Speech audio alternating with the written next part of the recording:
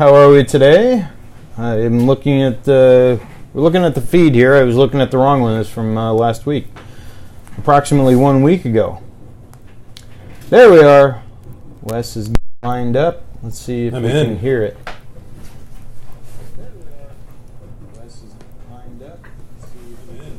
Okay, here. That's more good TV, kids. It's just dead air. Me listening to myself on the old television, or Mac or whatever this thing is. So, okay, you ready to rock and roll? Let's do it. Okay, 1 or 3. Oh, not 1, 2, 3. It's 3, 3, 2, 3, 1. 2.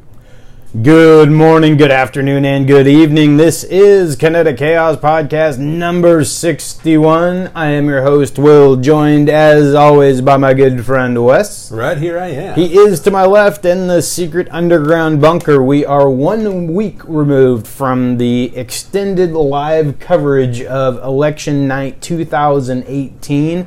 What a blast that was. That was awesome. We had one hell of a good time. Now, as everyone probably knows, last week we didn't have we had one show drop from the week before, but other than that, because of me gallivanting halfway to the southern part of the United States and our extended coverage on Tuesday night, we didn't even have a real show. Yeah.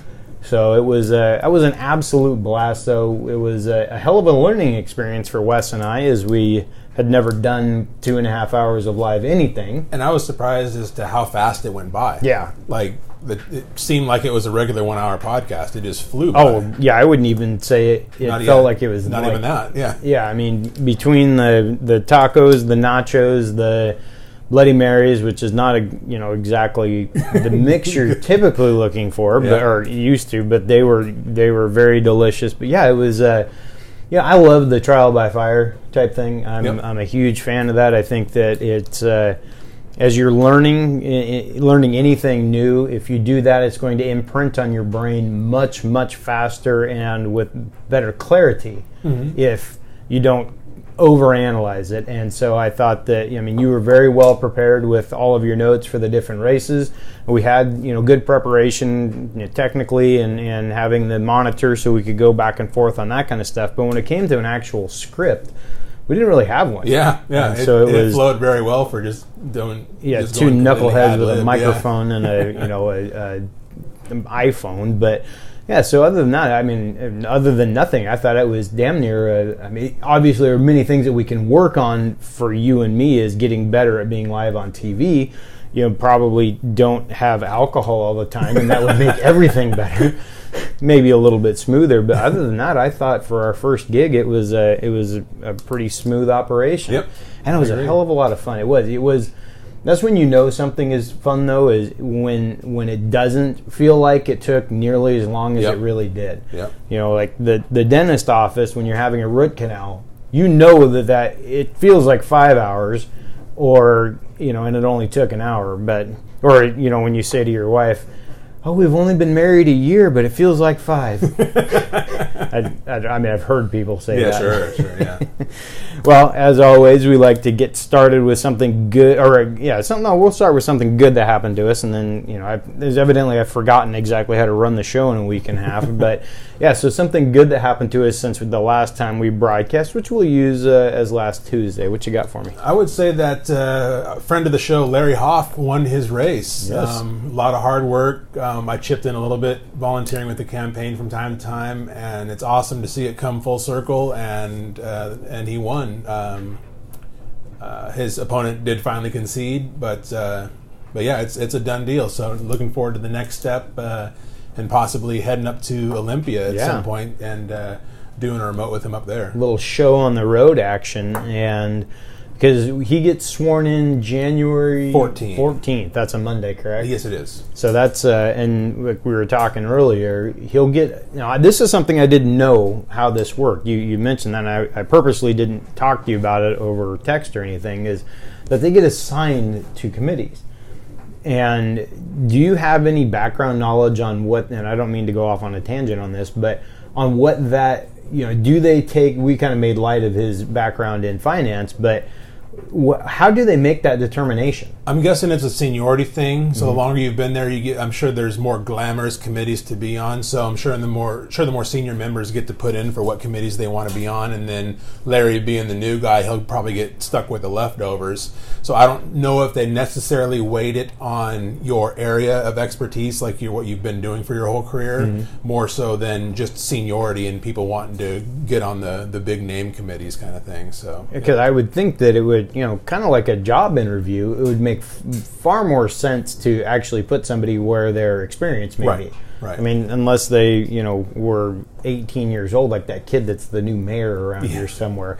But, if you've got some life experience, and whether it's basket weaving or running a what do you call that, a credit union, you want to probably go to something that is in your wheelhouse. But I found that interesting. So that's something that, as we maybe talk to Larry in his first term, is shine some light on on that for his constituents, so we can all kind of be in the learning curve. And maybe we'll broach the topic of doing a kind of a follow the new legislator type show. Yeah, maybe we'll talk. And I know that I'm talking out loud here because it just popped into my brain, but I think that would be kind of neat. Well, something good that happened to me is I went to Las Vegas, Nevada, and had a wonderful time down there. Got to experience some things that I have never experienced before, like went to see O at the Bellagio. Awesome show. Yes. Have you seen it? Yep. Awesome. Seen almost all the circs on this trip. Have you really? Yeah.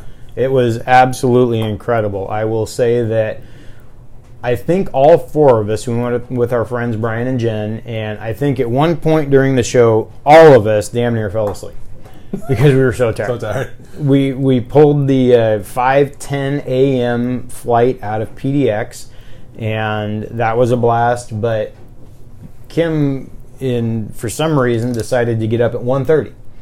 So we went to bed at like 10, and I actually relatively fell asleep easily. And then 1:30, the alarm goes off. Well, I hadn't planned on getting up until 2:30, and she said, well, you can go back to sleep. I'm like, really, honey? Really? It's like telling a kid on Christmas morning that it's 6:15 and he can't get up till 7:15. He's not going back to sleep. So I laid there, and with my, synapses firing at 8 million miles per hour, and just, tossed and turned, got up, got cleaned up, head to the airport, whatever, take off, and got to do the plane jump in San Jose and whatnot, and then get into Vegas, and you get over to the hotel, you got to have a cocktail, all that. And so we did that and waited for the room, and then all four of us, like 3:30, somewhere around there, the room was available. Maybe it was a little earlier than that. Crash City. I'm not a napper whatsoever. After a couple of I believe I had I think I had a Bloody Mary and a couple of Red Bull vodkas. There you go. And I went down for the count. But then I woke up and I rallied, and we went to dinner at the restaurant called Fix at Bellagio. Yeah. Holy moly, was that good. I love a good dinner, and obviously. And no, but just that kind of experience. That's not your normal, Applebee's type situation. And there must have been some power players there, though, because we thought it was like an MMA fighter or something, but this group of probably 30 or 40 people came in, and they were dressed to the nines. The gals are all done up in dresses, and the guys are in tuxes, and not tuxes, like suits and everything. But yeah, it was cool. Wow, but interesting. Yeah, so Vegas was a kick in the pants. Got to dabble in the purple chips. Always a big fan of those. So, but what you get, you give. And so it was overall, I came home with a couple of new watches and a pair of shoes. So, and other than that, it was a blast. So glad to be home in the old bed. That's the best part of it. Yeah. So, well, let's get on to a good news story. It looks like we've got a kid that has used his allowance. I'm not reading this well, to buy donuts for police officers across the country. Yeah, so helping that stereotype. Yeah, exactly. So how this started, this is an 11-year-old boy from Florida. He and his mom were at the grocery store one day and saw some cops there, getting food or whatever. And so the kid asked his mom, hey, can I use my allowance to buy those cops some donuts? Really? And so the mom's like, yeah, go ahead. That's fine. So the kid bought him some donuts, and then I guess he did that a few different times around his community, and word spread about this whole thing. So then they set up some sort of an online, I don't know, it wasn't like GoFundMe kind of a thing, but some sort of an online donation kind of a deal where people sent the kid money to buy donuts for cops, and they go around like on spring break and summer break and Christmas break. They go around the country. So they leave the state of Florida, and they'll go to random cities and go to a donut shop and buy like 5 dozen donuts and go hit a cop station and drop them off. And, really? Yeah. So it's become this big, huge thing. And the headline of the story was that he is now purchased through his allowance plus donations. He has purchased 65,000 donuts for police officers. Holy moly! So actually, he's propping up Krispy Kreme. Yeah, there you go. He's single-handedly keeping them from going into bankruptcy. That's right. That's awesome. So that's a pretty cool deal. Yeah, that's 65,000 donuts is a lot of donuts. Yes, it is. I mean, but to do that, and again, we focus on good news stories, and a lot of times it goes to these types of stories with, whether it's police officers, military, whoever it is, it's kind of service personnel helping the common man. Well, now it's flip side. We've got the common man helping the police officers, and I'm sure that they appreciated that more than the kid probably really understands at this point. Right. And as he gets older, hopefully he will. So, well, next up, we're going to jump into the hot sheet just there for you, Wes. You betcha. This is a horrible story. We haven't had a lot of great news this last week, except that the elections are over, thank goodness. But no more commercials on TV. Oh my gosh, Newt Bueller and I he's coming to Thanksgiving next week. I know that guy so well. But no, not to make light of anything. The shooting at the California bar that was a horrendous story. Yeah, so this was in Thousand Oaks, California. An ex-Marine who had served in Afghanistan and had a history of behavioral problems went into a bar and opened fire with a handgun. He did not have the typical thing we always hear about with the quote-unquote assault rifles. He did not have one of those. He just had a regular Glock. Opened fire, killing 12 people. There still is not really, and then he killed himself. There still is not really a motive known. One theory that was tossed out there is that he thought maybe his ex-girlfriend was going to be there. Really? And so he was targeting her, but I think the story said that she was not there, in fact, there. And one of the incredibly sad twist of fate is one of the fatalities in the bar was a guy that had survived the Las Vegas shooting. Yeah. He was at the concert in Vegas and survived that mass shooting, only to be killed at yet another one in a bar in California. But this guy, this ex-Marine, had behavioral problems all the way back into high school, which kind of is interesting to me because usually when that kind of stuff happens, those kind of guys wash out of the military pretty quick because they get kicked out if they can't keep themselves under control. But he had, I guess, some different reports in high school about being physical with coaches and teachers, and they had a lot of, I guess there were police reports that had been done on him, and it kind of just went by the wayside. And then he served in the military with seemingly no issues. Nothing ever came up. And then he purchased these guns legally. He passed all the background checks and everything else, and then just went off. And so at first they were talking about maybe it was PTSD, but then they started uncovering more of his past and found out that he had behavioral problems all the way back to high school before the military time. So now they're thinking that PTSD may not necessarily be the main cause of things, but still unknown as to the true motive. Well, there's something in the background there that caused him to do that, obviously, and he used, from what I believe, is an illegal magazine.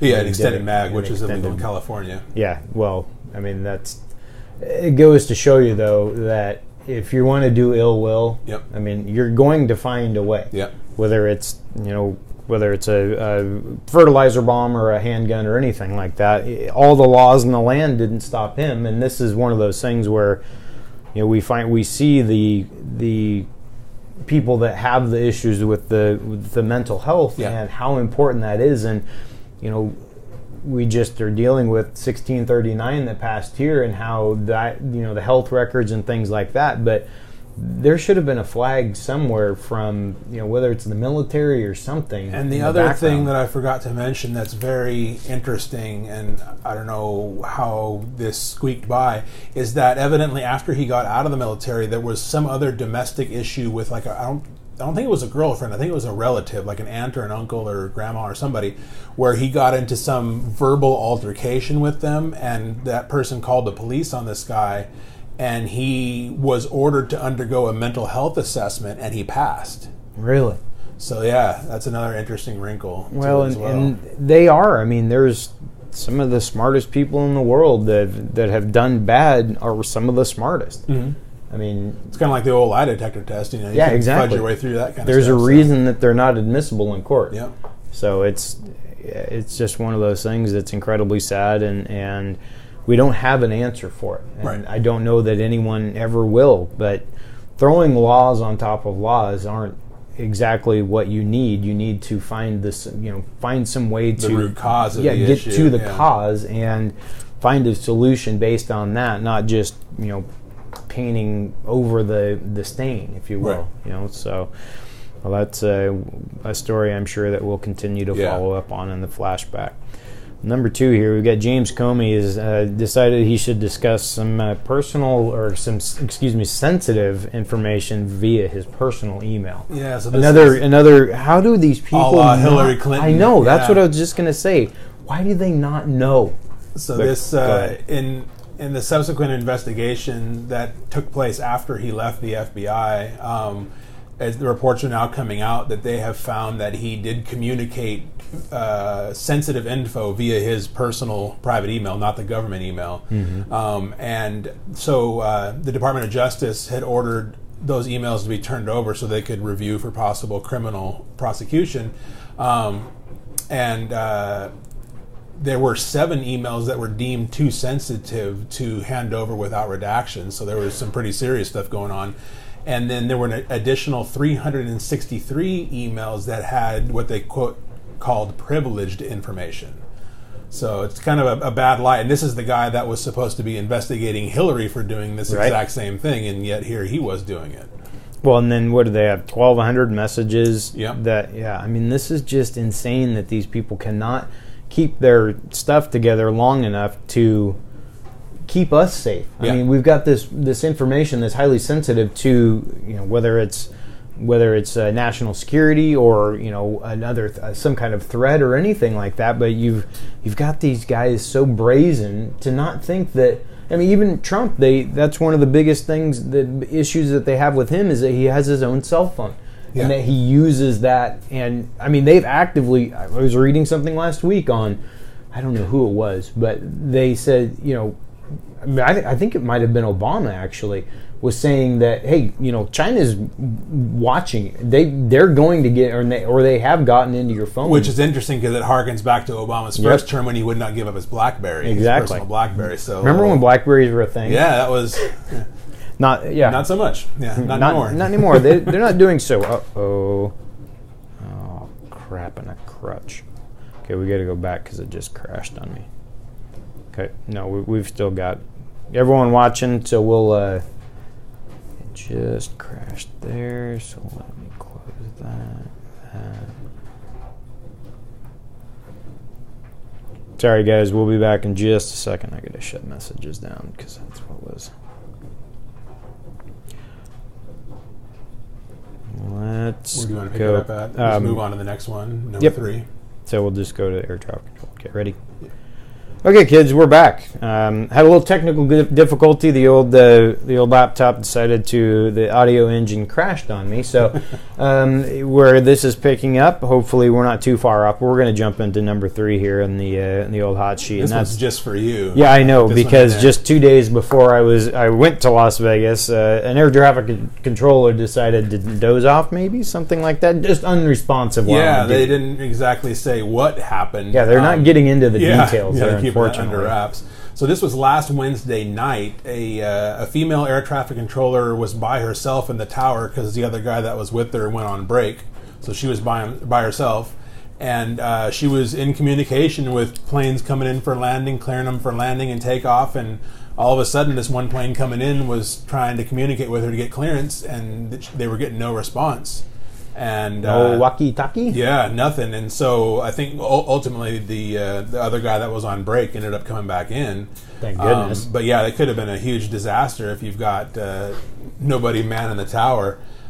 Yeah, that's more than that's a horrific thing. So the end result is that she has been placed on administrative leave pending an investigation. But it just said that she became, I think, incapacitated is the word that they use. So whether or not she was drinking and passed out or fell asleep or whatever, they didn't give specifics. So I would find it very hard to believe that she would be drunk, but that's not to say that it doesn't happen. I mean, what happens in Vegas, that's right. But not to make really light of, because that's a very serious thing. If you've got planes coming in and out, and it doesn't matter what day or time or anything like that, I find it hard to believe that they don't have some kind of policy that two people need to be there. They did, because there were two people there. One just happened to be on break, but now they have since changed their policy to say two people must be there at all times. Yeah. So, if somebody's got to go take a lunch break or whatever, they got to find somebody else to fill in or have a standby person that can kind of, fill in, so to speak. But that does create another issue, though, too, because then you've got to have three people on duty at all times. Right. And so, I mean, I can understand that, but you've got to have some kind of redundancy there. Yeah. If, what if she sneezes and, knocks herself out or something? Right. I mean, that kind of stuff happens. Yep. It's not that big. I mean, it's a joke, but you see things like that happen, and even if it's a 5 minute, maybe a 1 minute maximum or something to go, I don't know. I don't have the answer to that, but definitely. That's I appreciate you mentioning that as I flew in. When I read that, I was like, in Las Vegas, I thought, oh, this has well written all over. When I read that, I was like, thanks a lot, Wes. I was just glad that wasn't when I was there. Yep. But number 4 here, we've got the Chinese version of Black Friday. Now, this was last Sunday, right? Or is it this Sunday? No, that was I think it was last Sunday. Was it? Okay. Yeah. So China has their version of Black Friday and Cyber Monday, and this is actually bigger than both of those combined. And it's called Singles Day. I'm not sure where I know. What are they making it rain? Yeah, exactly. Are they up there at Spearmint Rhino? Just. So as you said, this is bigger than Black Friday and Cyber Monday combined. The expectation for spending this last weekend was going to be $32 billion in a 24-hour period. That's insane. Which, just for some comparison numbers, last year on Black Friday and Cyber Monday was here in America, 19.6 billion. So they close to double that. That's okay, but we have to also really think about how many people are in China. Yeah. I mean, what are they? 2 billion? Yeah, at least something like that. 3, somewhere in there. So, I mean, they're 4xing us. Yeah. To some degree. I mean, well, they're more than that. It could be 10xing us if they're at 3 billion. Because we're at, what, 350 million? Almost 400 million here now? Yeah. Which of that only, if we have 400 million, only 225 to 250 million are of age to shop, probably. Mm-hmm. So, they have a lot more people to do that. But it is pretty insane that in a communist country, they have that. They still love their free market, though. Yep. Well, it's maybe not free, but no, that's $32 billion in 24 hours is pretty insane. Who really wins is the payment and transaction. Oh man, folks. Those are whoever is running that over there. Here in the U.S. as well. Obviously, you see what just having the creation of PayPal. What that is, if you look at the PayPal tree of companies or the people that have been involved with PayPal that have Peter Thiel and all those guys. The amount of money and wealth that they have created through payment processing, and then other companies. I mean, Elon was part of PayPal, and so you see all of these branches, and the incredible wealth is it's overwhelming that a handful of people have had that huge of an impact on our economy here in the States. So, number 5 here. Chevron, despite the fact that I believe we're at 800,000% inflation in Venezuela, has decided that they're going to stay in the country because oil runs everything. Exactly. They have been there almost 100 years, and they are the only U.S. oil company remaining. Everybody else is bailed by now, but they're hanging tough. Not really? An NKOTB reference for you, yeah. And they announced, kangaroos on the block. And they announced that they don't have any plans on leaving anytime soon. Despite their employees in danger. Yes. Yep. That was a huge deal. They had some kidnappings, I believe. With that, and they got arrested. Yeah. And as you mentioned, the IMF the other interesting part is that the government of Venezuela has stopped publishing financial numbers because it's so bad. They just figure if they don't talk about it, it'll go away. Oh, totally. Well, that's exactly how it So works. basically, the world, everybody else is having to rely on the IMF to do projections and calculations because they can't get any info out of the government because they've shut down all reporting. But when you get to that big, I mean, when your inflation number is that big, what the hell is the point? Right, I mean, exactly. It does. What's another 100,000%? Yep. So as of the latest calculations from the IMF is that the interest rate, or the inflation rate is at 834,000%. And the crazy thing is that next year the IMF thinks it could hit 10 million%. It could grow tenfold from where it's at now. And when you have a commodity as valuable as oil, why you can't get your stuff together enough to just, I mean, so many other countries have managed to tie their wealth to oil. What is it about that? Do you have any insight into that? I don't, and that's other than if the government's squirreling it all away from themselves. Because the other Maduro wouldn't do anything like that. He's totally upfront. The other interesting thing is you mentioned they should be generating plenty of revenue with the oil, yet they just recently defaulted on $6 billion in debt payments for the country. So they're not paying their own debts. Yet they're still, servicing the exports of oil, and this article also states that in the last few years that over 3 million citizens have just up and left the country because they can't, obviously you can't deal with that. So. I mean, you have North Korea. North Korea is probably run better than Venezuela is at this point. Yeah. I mean, you just the baseball prospects that come out of there would be enough to at least help some. I'm joking, but it's incredible that you have a country with that much power in terms of energy that is faltering, on $6 billion worth of loans in just that little bit of time. So, we'll see what happens with them. They can pump that much oil out of the ground in like 2 seconds. Well, I know, and something's wrong there. It's literally free money. Yep. And why Chevron, though? Why they continue to...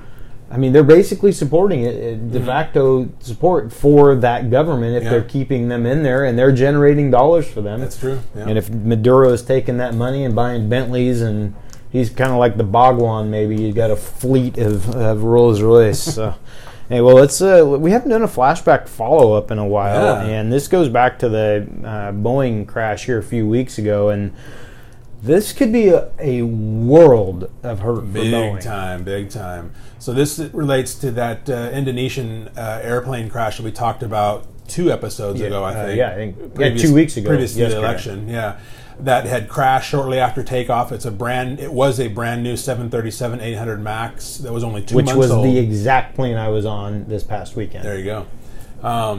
It was only 2 months old and crashed right after takeoff with no real reason given at the time. And now stories are coming to light that because with all the new planes, all the avionics are all electronic. It's basically a dummy can fly it. I mean, so to speak. And what are you saying? A lot of it is just because they asked automated. me to come up into the cockpit. Exactly. A lot of it's automated now, but the story now that's breaking is that Boeing knew of some software glitches and things that weren't working quite right that could cause bad readings on the display and make the pilots do something that they shouldn't be doing because they're getting bad info.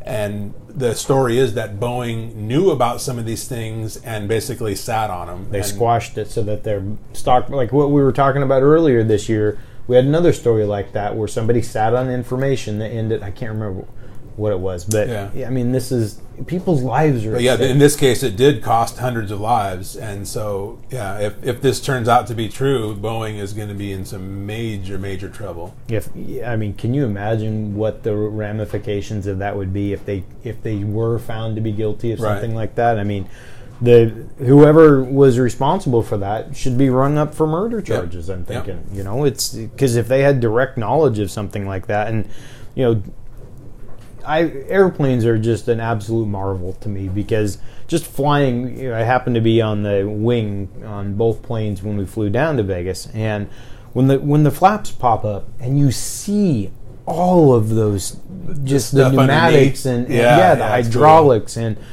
everything that is running in this relatively small airplane, considering what a C-5A is or something like a 747.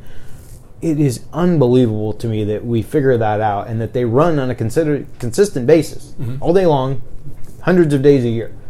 I mean, it's just another modern marvel right up there with how they fly like that. But no, it's cool. It's something that I don't understand how I think it's just neat. So absolutely. I'm a geek like that. And now let's start. How now, brown cow? That's what happens when you haven't talked on the mic in a few days. The California wildfires. They've been raging since last Thursday, I believe, Wednesday or Thursday, and they have taken out full cities. Paradise, California, gone. And my stepbrother's, my stepsister-in-law's mother lived in Paradise, and now her house is gone. Yeah, so as you said, the entire town of Paradise, there's actually two different sets of wildfires, one in Northern California and two major ones in Southern California. But the one in Northern California is the one that affected the town of Paradise, which is basically wiped off the map. And then in Southern California, one of the wildfires has had the whole town of Malibu evacuated. And that's, for those that don't know, that's the very, very high-end enclave down there. Yeah, basically, very, very. Any Hollywood or athlete, any celeb, they all have houses there, and several of them have lost their houses. Gerard Butler. Yeah, I saw him on Instagram or one of them, Twitter, something like that. And then Gabe Kapler, the manager of the Phillies, lost his house. Anyway, so it's... and hundreds of people have died. 178 or 142 is what... I thought it was just 42. That's what I heard this morning. Yeah, I think there's... I misread that. I think there's over 200 missing and unaccounted for. Then this pertains to the Northern California one. The Southern California fires, the death toll is at 2 down there. But the one up in Paradise in Northern California, that's the big devastating one. I checked this morning, and the death toll was at 42, and they thought there were still about 200 people missing, so they figured that death toll is going to go up from here. And it is now the deadliest wildfire in California history and the most destructive in terms of buildings destroyed. It's not the largest in acreage or square miles. There's been bigger ones, but this is the most destructive property-wise, like you said. As of yesterday, there had been 6,700 buildings destroyed. Yeah, that's absolutely insane. And do we have any insight into causes? That's one of the ones. I'm not sure about the Northern California one, but I believe one of the Southern California ones was a down power line, and PG&E is the utility company for basically all of California, and they got into some hot water with a wildfire in the Santa Barbara area. I think it was last year or 2 years ago. Same kind of thing. Some of their lines had fallen into disrepair. People had called in reporting seeing sparks on the lines. Really? And they wouldn't do anything about it. And then these lines obviously degrade over time and fall apart, and a live line fell down. This happened in Santa Barbara, like I said, a year or two ago. And one of these ones that's going on now in Southern California was the same thing. A power line fell and on the ground and sparked the fire. That's crazy. I mean, what will happen to, especially if it was PG&E's fault? They're, I'm sure, a publicly traded company, and what this will do to their insurance costs and all things like that. They're a public utility, so they wouldn't be traded on the open market. No, but the problem is, though, as you said, their insurance premiums are going to go take a hit. And what happens anytime businesses get taxed, they got to funnel that down. So even though it's their fault, they're going to get hammered for it, and the only way they can afford to pay that is to raise their customers' rates. So it's a double-edged sword. Exactly. People have been displaced, and now their electricity rates are going to go up because of it. Because of the company's own fault. Yeah, their own ignorance. And utilities are traded at some point, though, because there is a...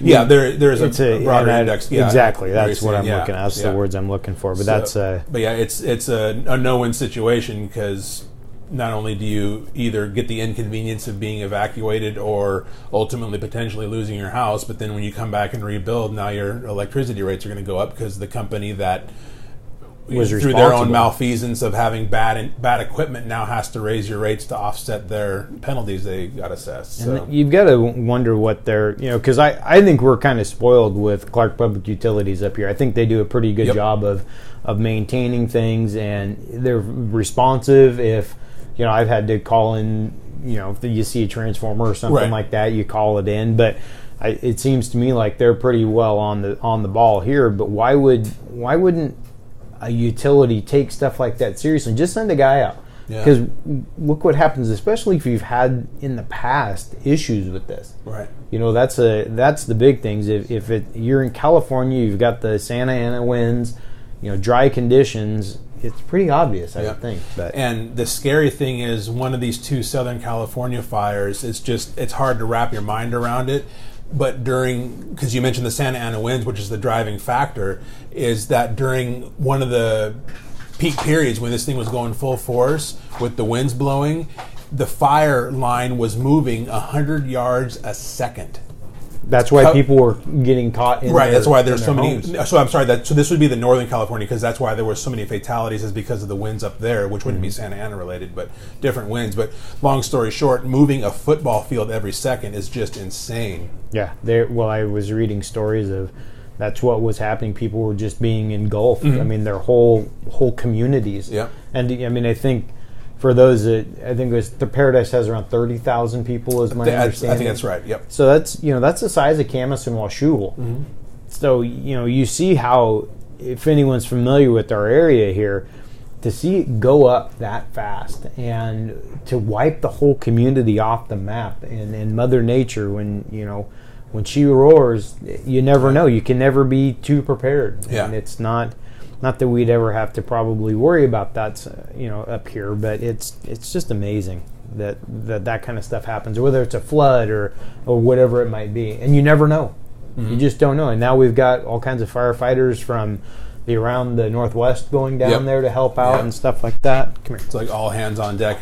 Multiple states are sending resources their way to help out. Which is what in this day and times where we're all divided and all that kind of crap, we're coming together to help people, whether it was the hurricane last month or this. So, well, as we were talking earlier, we're very thankful that the elections are finally over. Almost, kind of. Exactly. Well, we'll get to Florida in just a second. But between Newt and Kate, which I think should probably be some kind of dating show in it sounds Oregon. Like a reality show. Oh, it was a reality show, man. I couldn't believe how many ads they had. And then up here, Kate, Bronx, sit down. Will you please sit down? Hey, you. It's obnoxious. And then we had Jamie and Carolyn up here, and I mean, that money could go. Yeah, exactly. They spend so much money on these elections. It's insane. You're making TV stations rich. Yep. And anyway, go ahead. Yeah. Sorry. That's okay. So this is in Florida. This is in regards to two different races: the Senate race there and the governor's race. Both. And it actually narrows down to two counties. I believe there are 60-something counties in Florida, 50 or 60, and it's the two counties that happen to be repeat offenders from previous elections of voter fraud. This would be Broward County of infamy, and then Palm Beach County. Palm Beach County, I believe, I know it's one of the two, I think it was Palm Beach, was the infamous one from back in 2000, the Bush-Gore presidential election, where they flubbed a bunch of votes, and there's been a whole bunch of stuff, picture-wise, just rampant. And it's not just, even if the fact that if you're saying that there's no, fraud or whatever, it's almost, I look at it like a criminal trial. If you can't have the chain of custody followed, your trial's gone. If you break that chain of custody. Yeah. So it's the same kind of thing here. There's pictures of like U-Haul trucks parked out in the back of an election of one of these counties, of their election headquarters where they're supposed to be counting the ballots, of people loading boxes into U-Hauls and driving them off somewhere. Why would they need to do that? Yeah, Wes? Who knows? And it's just incredible, and the fact that this is not the first time it's happened in these counties, and what's adding insult to injury is I believe I can't remember if it's Broward or Palm Beach. their election supervisor was the same lady that was there for the Bush-Gore thing in 2000 when they flubbed that whole thing up. And Jeb Bush, the governor at the time, ordered her removed from office. How did she get and back? Who knows? But she's back, and they're doing it again. So she was removed from office. So two things. She was removed from office. So how she wasn't prosecuted. Right. I mean, that was a major deal. Yeah. For those that are the younger set that don't really remember, and for us that are older, how big of a deal that was. The whole election in 2000 and the miscounts and the recounts. And I mean, it was a spectacle. It was, yeah. That we could, even in 2000, regardless of whether it was 18 years ago, we had the technology to keep this stuff, like you say, chain of command. Pretty easy to do. Make sure that people that have been vetted are in control of the votes. And the other huge thing, so this is actually the third major issue with these counties. The first was Bush-Gore in 2000, and then 2 years ago in 2016 was one of their local congresswomen, Debbie Wasserman Schultz, who was the DNC chair at the time. She was running for re-election for Congress, and there were some questions about the ballot counts, and so a federal judge ordered the ballots held so they could go through them again and check. But this lady didn't hold the ballots; she destroyed them.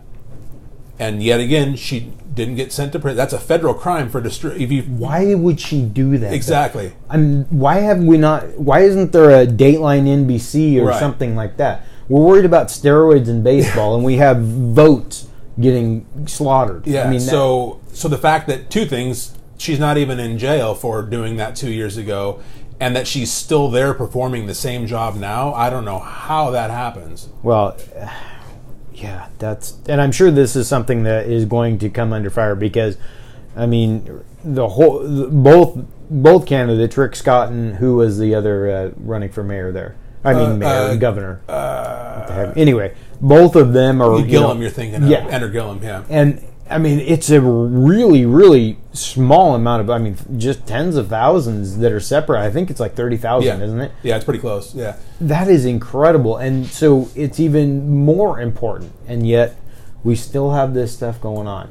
Why in 2018? Yeah. And like I said, this is now the third instance of this person being involved in shady dealings. And how are they still employed there? And how are they not in jail? And what is their motive? Right. Like I said earlier, what is the motivation to destroy votes? Why would you do that? Right. I mean, now here we're gonna, if you run a red light, you get a traffic ticket, and if you don't pay that, you get your license suspended. This person destroyed what is one of the tenets of living in the United States of America, the ability to vote, and she's taking it upon herself to destroy them. Yeah. That is.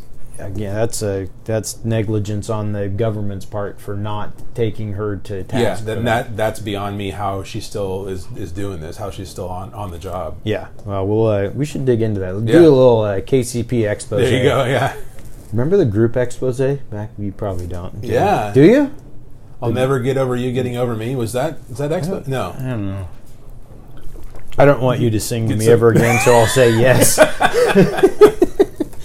Oh, I don't remember. My 80s knowledge knows no bounds. It does not know any bounds. I'm pretty sure that was the right song, by the way. It probably was. 99.83%. We'll get one of our fact checkers in the back to check that out for us. Number 3 here in the trifecta, Jeff Sessions agreed to resign, and I'm using air quotes for those that are listening, the day after at 8 a.m., surprisingly enough, after Election Day. Yeah, so this had been talked about for some time. Obviously, everybody knows that Trump and Sessions weren't getting along very well, and this backstory is that he had they'd come to a mutual agreement between Trump and Sessions that he would resign, but they would wait until after the midterms so as not to distract from the elections themselves. And sure enough, the next morning after the midterms, he handed in his resignation.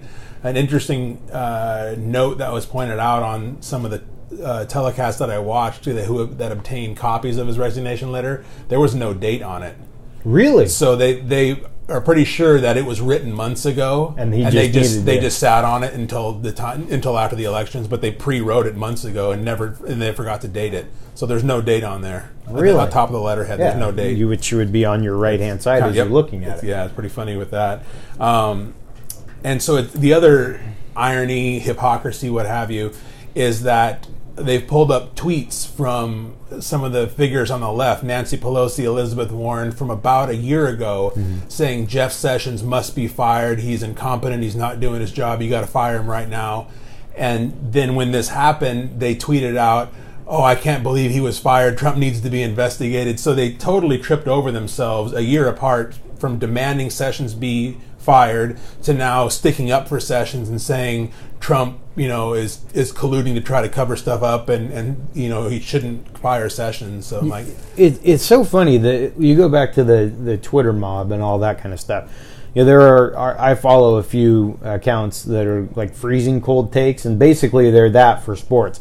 You have whether it's a Clay Travis or Mike Greenberg, whoever it may be, this crap that they said 3 years ago, right, and comes then back to haunt them. Exactly. It's like, folks, you got to understand that as soon as you hit send on a tweet, it is immortalized. Yep. It's never going away. Even if you hit delete, it's embedded somewhere. If you're of anyone of note. Somebody screenshotted it and saved it. Yep. Exactly. And so I always am amazed that people's unwillingness to, or maybe it's not unwillingness, it's just ignorance, to try to remember these things like, hey, maybe we did say that because all we want to do is be part of the pitchfork mafia that is out there to go 180 degrees from whatever Trump or whoever their opponent may be at the time. And so now he is appointed a special assistant. I think he wasn't the number 2 guy because that's Rod Rosenstein who's still there, but he has appointed basically Sessions' right-hand man, his chief of staff or something like that, to be acting attorney general. Now there's fights going because huge fights, because in order to be that's a confirmed Whitaker, position.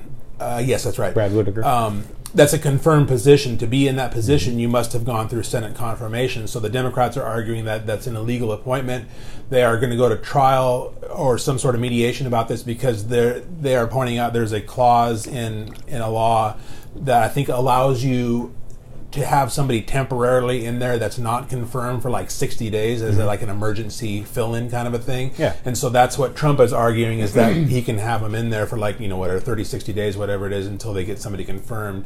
And then a couple names that have been floated. One is a pretty big conservative firebrand, Pam Bondi, the Florida Attorney General. She's a no-nonsense lady. She's a real go-getter. So I think that would be a good hire. The other one, I can see Trump doing it because it would be a total Trump move, but supposedly one of the other guys on the short list for Attorney General, Chris Christie. Oh, yes. That would be a total Trump move if he did something stupid like that. Yeah, I can absolutely see that. And going back to Whitaker, I mean, he is, the thought is that they possibly brought him in to strangle the Mueller investigation, right, because he has been a huge opponent or proponent of Trump's tactics, that this is a witch hunt and that this needs to be ended. And so what they were kind of discussing is the fact that they could go in and starve the investigation of money. But what people aren't thinking about is that the budget was set September 30th. They have their money for the next year. They're not going to, this thing is going to be over one way or another in terms of whether they're going to find something big or they're not within a year. Mm-hmm. By September 28th or 29th of next year, they'll have come to a conclusion of some sort. So I don't really buy into that whole theory that he's going to get in there and he's going to starve them of money, and then, because that's from what the pundits, quote unquote, say, is that's about the most lethal way to end the investigation, but they would have had to have done it, which kind of goes in the face of, if Trump wanted him to do this and really wanted the Mueller investigation to go away, then why didn't he have Sessions, step down before, like in August? A few months ago or whatever, yeah. If he really wanted to use that tactic, he would have done that. So that kind of, what do you think about that? Where do you think he's coming from? And what, because that's the conspiracy theory, is that his whole goal here is to get the Mueller investigation to go away. Right. And like you said, if that was the true goal, he would have canned Sessions a long time. And not that Sessions even had anything to do with it, because Sessions had recused himself. Mm-hmm. It's Rosenstein that's running the show with that. But Yeah, I don't buy into that conspiracy theory because he would have blown things up a long time ago if he was trying to torpedo something. If you really wanted to. But now the big question is whether Whitaker needs to recuse himself. Right, exactly. And if he... Because of his overt statements that he's already said. Yeah. He has been a media darling. Yeah. I mean, he was all over, whether it's MSNBC or CNN or Fox or whatever it may be. I mean, he's been a big part of the discussions about this. And so it is kind of I thought it was a rather odd appointment in terms of that. Somebody that has been so visible. His visibility has been very, very It big. is also odd, too, because typically when you have somebody resign, the deputy takes over. Yeah, so that would be Rosenstein. This is such a unique situation, though, Right. with him handling the investigation. And so, well, we'll see. It's just the swamp continues to have the gators in it, and there's no draining. All they're doing is exchanging the water and the different critters. Yep. And we don't have this on our show notes because it was just kind of breaking this afternoon, but maybe we can follow up with it on Thursday if more develops, is that there are reports that he is going to oust the DHS Secretary Kirstjen Nielsen and possibly also his Chief of Staff. John Kelly, though, I think he's one of the people you got to keep. Exactly. I mean, he is that anchor for the administration, the no-nonsense, the guy that when things need to get done, he's kind of like the A-team, I think. Yep. And I don't know him from anyone, and I don't know that much about him, but he seems to be, that's kind of the feeling I get from him, is that he's just, you see what you get, and he knows what he's doing. He's the kind of guy that Trump needs to keep him on the rails, I think. And oh, yeah. He's a good leash controller. Yeah. And the funny thing is that the speculation is that if Trump were to fire Kelly, that he would go after Pence's chief of staff, who is also a general. Really? So he's going to poach his vice president's chief of staff and move him over to be his instead. So. Well, that's not too surprising. I mean, he's never been one to really think about others very well. That's not usually very high on his list of things to do. Yeah. Well, we don't have it on the list here, like you said. We got a few minutes to kill.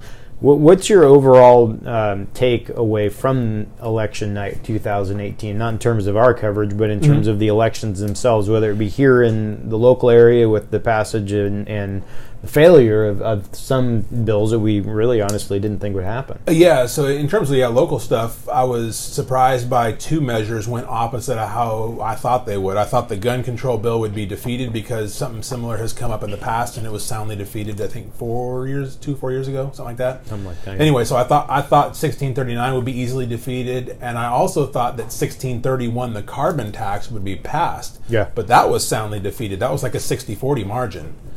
So I was surprised to see it was kind of a reversal of how I thought things would go with those two. So. 180 degree. Well, no, exactly what you're saying. I thought that if anything was going to pass, that we've got a pretty big contingent of the green community up here, right. and one that I'm not a bleeding heart environmentalist, but I do believe that we need to take care of it. Although I didn't agree with the way that bill was written right. at all, and I mean. It was asinine to put in the 15-person panel. The board, and I think that probably in the end is what sunk it. I mean, you can't give 15 strangers carte blanche to spend billions of dollars. Right. You just can't. And so in the end of it, that's what, I think is really what probably sunk that. And then on the flip side, though, for 1639, though, holy moly, what... but from what our folks that we talk to kind of behind the scenes, Bronx, leave Wes alone. It's going to get tied up in court. Yeah. I mean, whether it gets enacted on January 1st or not, or 2nd or whatever, remains to be seen, because this thing is going to be a legal juggernaut. And it's going to set precedent, in my opinion only, but for the future of how these things are going to be handled. So the way the law is written, and like you said, barring court injunctions from federal lawsuits, which are already in the works, is that the age requirement, moving the age of purchase and ownership from 18 to 21 on the semi-auto rifles, that goes into effect on January 1st. All the other measures like the safe storage and the mental health checks and all that kind of stuff, that wouldn't take effect until July. So it's kind of a phased-in kind of thing. But as you said, there could be injunctions and it could get hung up in court.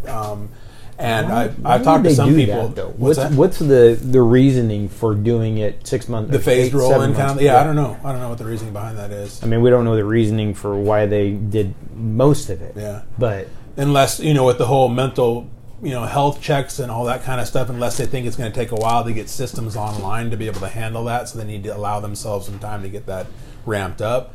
But I've spoken with some folks that think that this has the potential to make it all the way to the Supreme Court. Yeah, it'll go through the appellate court and keep getting kicked on up the ladder and make it to the Supreme Court. So. In a situation like that, though, it doesn't roll out, though, does it? I mean, will it roll out as a law? You would have to have a federal judge issue an injunction stopping the law, but then that's where you get into the messiness, because then from there, the pro-1639 side could appeal it to a federal appellate court, and they could choose to let the law go through pending a hearing by the Supreme Court. So it could go back and forth any number of ways. So it'll be interesting to see how this plays out. Well, that's... I don't know. It's gonna be crazy. Yeah. I mean, if anything, it'll be kind of entertaining to see how that all kind of fleshes out, if you will. Mm-hmm. But anyway, well, let's get into some crunch time. We haven't done crunch time in a while. Do you have? You know what? Something? I don't. I was crunching my brain trying to think of something. You gotta have crunch time. Nothing came up. Okay, I've got a good crunch time. Do it. Mine is, we were lucky enough on the way down to Vegas to be with a group of gals that were celebrating one of their 30th birthday. And she was complete with the tiara. She was, "It's my birthday" crowd. And we were all supposed to bow down and do whatever she would like. Now, I understand that you only turn 30, 40, 50, all of the ages one time. Have a good time. But in no way, shape, or form does it mean that I need to treat you like a princess because you're on an airplane with me.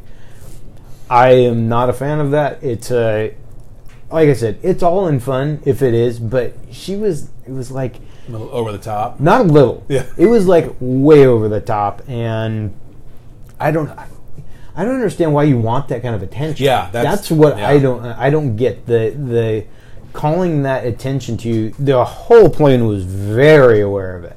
And I don't know that it was alcohol fueled at 7:30 in the morning on a Friday. Maybe it was, maybe it wasn't. Didn't seem to be intoxicated, but I just haven't ever understood that. But it was by the time we got there, we were all the way. We were lucky enough to follow them to the baggage claim, and then out to the what's the place where you get the shuttle? Yeah. Uh-huh. So all of those places, and they were. I think I actually overheard one of her friends tone it down a little, maybe take it down after all that time. Yeah, finally exactly. Tone it down. It's like, here, we're finally in Vegas. We're finally getting into the glorified limo or whatever it is, and now tone it down. Maybe you could have kicked it back an hour and a half. So. Yeah. Anyway, well, do you have anything else? We want to. We got a couple things to plug. This coming Monday, we're going to have a sit-down interview. We talked about that. We've had Larry Hoff on our show several times, and he just won his race for the state. Not house. for running. He wasn't literally running. Not a marathon, but no. I've got something on that. One of the folks on his campaign, Steve Nelson, who was the media manager for his campaign, he's going to sit down with us on Monday. And we'll have an interview with him just basically to talk about what it's like to be on a political campaign, what it's day in, day out, what kind of work that takes, what you have to go through, what the schedule's like, specifically for the candidate, because they got to make appearances all over the whole county doing different functions and all that kind of stuff. So basically, just to give us a behind-the-scenes look of what it's like to run a campaign. And every time not every time, but the two of the 3 times that we had Larry on, Steve accompanying him. Yes. And so you've always got Steve in the background, and it's, I have gotten to know, you've known Steve, but I've gotten to know Steve quite well over the whole election or the campaign and stuff like that. And he's a kick in the pants. Yeah.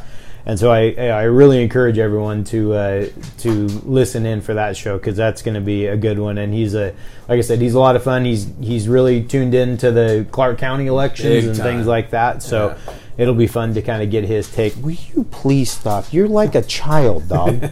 Look at you. It's what you got to do, though. You got to have your dog on your podcast now, because it's what all the kids say gets them to listen. So marathon? Were you going to say something about a marathon? Yeah, I could extend my crunch time. Okay. The Las Vegas Marathon was Sunday afternoon. Oh. You want to talk about screwing up the overall city in general? Shut down the strip. Now, this is something, though, that I learned from riding with one of the Uber drivers. When the last Jason Bourne movie was made, they shut down, and this is just what, I haven't fact-checked this, but this is what the cabbie told, or the Uber driver told us. They shut the strip down every night for 3 months, 5 days a week. They shut the strip down overnight. Wow. To film all the, So now, I don't quote me on that or anything like that, but that is unbelievable that they would shut it down. Because just seeing it they shut it down at 2, and we were lucky enough to get to where we were going before then. But the mayhem was already beginning. And then on the way back, the gal that we got, she did not know the back streets of Vegas. We from the Venetian to the Luxor, which I believe is under 3 miles, 55-minute drive. Yeah, because it was gridlock. Wow. Absolutely crazy. Now, this is the other cool thing that I will take away from Vegas is we got to see where the new stadium's going to be. Oh yeah, it's right across the street from the freeway from on the other side of down to the south end by Luxor. It's right across the freeway, and so from our room we could see the construction and stuff like that. So that is going to be pretty dang cool, and Vegas they're all in on the Raiders and the Golden Knights. You would be amazed at how big the Knights are down there. Yeah. So that's pretty cool to see. But they've never had a pro team, right? This so is huge for them. It's pretty exciting. But it's going to be one of those things where you're going to have to fly down there for a weekend for an NFL game and for a Knights game or something like that. It's going to be a heck of an opportunity. So. Well, with that, I did record a podcast while we were down there, an interview with my friend Brian, who is big and we've talked about him on the 2 shows ago. He's really big into pipes and cigars and stuff like that. So we recorded a podcast while we were down there and went to the West Coast Pipe Show. And holy moly, there was about 100 people in there, and I think 97 of them were smoking a pipe. Not great for a guy with asthma. Yeah. Had to kind of check myself in and out of there, but we got some great, Brian's got some great video footage, got some photos. We recorded a podcast, so I'm going to put a whole show together. I'll put an intro, and I'll probably drop that maybe Thursday or something like that. But so give you, just a little bit of the, lifestyle side of KCP, if you will. And we're going to follow up with him on some other stuff because the whole pipe game is very fascinating to me. Whether it's meerschaum pipes and they mine that stuff, and it's just incredible. Craftsmanship in general is you can see that. We were talking about art a few weeks ago. Art is subjective because it's a paint in your eyes. But when you see somebody craft a pipe out of this meerschaum, and it looks like Old Man Winter blowing in the... the beard flowing off and stuff it's like that? Crazy, all the things that they do. And they're expensive. There was one pipe there Brian picked up was $1,600. Oh. The cheap ones are $200. Wow. So the pipe game is an expensive game. Wow. So anyway, I'll have that coming up for you guys very soon. And with that, I believe we will bid everyone adieu. See you on Freestyle Thursday. Freestyle Thursday coming up. We gone. Facebook, thank you very much for joining us. We appreciate your time. I'm going to unhook here and go turn us off. Be back on Thursday, guys. We'll have some more fun with some lighthearted material. Not so heavy as usual on Thursdays and lighthearted stuff. See you then. Bye.